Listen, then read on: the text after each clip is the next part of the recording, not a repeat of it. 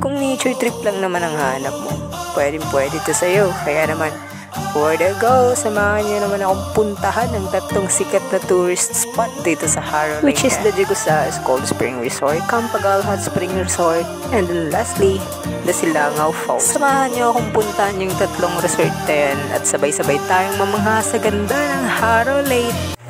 At ayun na nga, sinimulan ko na ang aking pagbiyahe kasama ang aking camera girl na si Sandra. So ayan, binilisan ko na kasi may naghihintay dun. Just yung kaklase ko. Isa na ulilintay. Ano ba naman? Dito kami ngayon sa Jagusais. So, samahan nyo kami. Tara! So, ayun na nga. Pagkarating ko mismo, sinalubong ako ng aking kaklase. Diyos me, yun. Nauna pa si Marimar. At hindi pala biro yung lalakbayin sa malayo pa. So, ayan guys. Ay, hala si Oa. After ng napakapagod na paglalakbay. And finally, andito na rin. Welcome to Jagusais. So, ayun. Todo posing na kasi super satisfying naman na napuntaan namin yung destination. So, ayan na nga at nag-proceed na kami sa pagbayad ng entrance fee. 30 pesos na entrance fee, sulit na sulit sa napakalinaw at crystal clear na water. So, ayan na nga yung aking camera girl. Akala ko inaupo siya dahil pagod, nagpapapicture lang pala. So, ayun guys, magpasensya niyo ng buhok ko.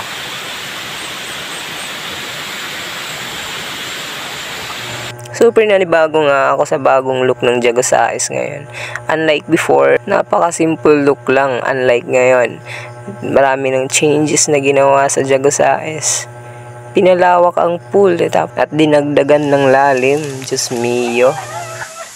So, ayun na nga, hindi namin pinalampas yung malamig at napakalinis na tubig ng Jagusais. So, ayun na nga, halatang nag-e-enjoy yung tito-tita at marimar niya. Imagine niyo guys, yung 30 pesos na ibabayad nyo sa entrance fee, sulit talaga. Tsaka mag-e-enjoy ka sa napakamalamig na tubig na nagbumula mismo sa bundok. Napakaswerte nga namin dahil wala pa masyadong katao-tao dito sa resort. Eh paano ba naman, alas 8 sa umaga. Early bird talaga ang tito nyo. So ayun na nga, hindi ko pinalampas at tumakyat na ako, tagpahulog na, Diyos mio. So ayun, enjoy na enjoy kami dyan. Eh paano ba naman, nasulo namin yung napakalawak na pool ng Jagusais. At ayun, naggayak na nga kami pa uwi. Dahil paano ba naman, ako lang yung marunong lumangoy. So ayun guys, pupunta naman kami ngayon sa Campagal Hot Spring. So, see you there! Babush! As you can see, nandito po tayo sa Campagal Hot Spring Resort. So guys, papunta na po kami sa hot spring. As you can see. Guys. Oh my God. Tapos sobrang fog guys. As in, napakalamig. So ayun, 2D ingat lang ang first one kasi walang sasalo.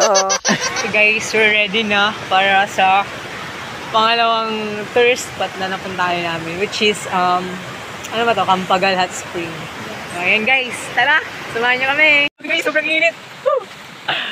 So, ayan po, nag-enjoy po kami as of now. So, this moment, tingnan din naman po kung gano'n nag-enjoy ngayon. Dito kami super nag-enjoy kasi napaka-relaxing naman magbabad sa mainit na tubig. I'm for the go! At dyan nga, natatapos ang aming tour sa Hot Spring Resort. Grabe. Ayun guys, we're done at Campagal Hot Spring. Oh, pauwi na kami guys. Oh. Okay pa ba kayo dyan? At dito nga sa Silangaw Falls, nagpasama na ako sa ate ko. Diyos mio, di na kaya ng katawan ko. Pero nga kailangan nating lumaban, kaya for the go! Sobrang layo pa nga rin ang lalakarin papunta sa falls. Ay, Diyos mio, mapapasabi ka na lang talaga ng ay, for the go! At sa paglalakad nga na may kasamang chismisan, di namin namalayan. Nakapunta na pala kami. Ay, for the go! At yan nga, mga kasama ko na lang naliligo dyan. Eh, paano ba naman? Wala na akong gana. Pero kung sasamahan mo akong maligo, edi for the go! Uy, walang gana. Sa mga oras nga na gutom na ako, kaya naman pinaganda ko na ng pagkain yung ate ko.